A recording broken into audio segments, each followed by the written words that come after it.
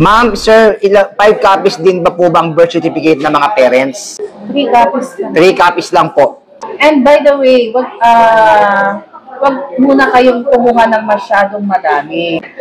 Maglalabas pa kami ng official na listahan ng mga dokumentong isasabit. Yung sa PSA, okay lang. Nasa initial folder nyo, yung sa inyo lang muna, PSA mo. Yan. Sir, ma'am, need pa rin po ba kumuha ng height waiver kung pasok naman po yung height? Ano bang tanong yan? Bakit ka magpapawaiver kung pasado naman yung height? Baka nagdududa siya sa kanyang... Kung nagdududa ka, pumunta ka dito. Para magkaalaman tayo. Yun. Pumunta ka dito para maano ka namin. May ka namin using the machine, ha? Pwede po ba hindi na po mag-declare ng mother? Kasi po, iwalay po sila din. Wala na po akong balita sa mother ko po. Then father ko po is deceased na. Hindi ka magde-declare ng nanay dahil wala kang balita na sa kanya. Okay. Still, sino bang nanay mo?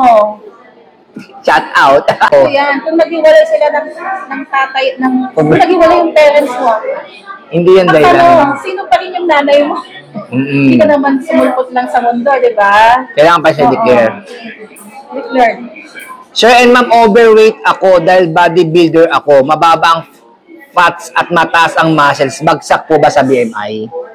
Sukatin natin. Punta ka dito, malalaman natin yan. Kasi meron namang bodybuilder na pasok ang BMI eh.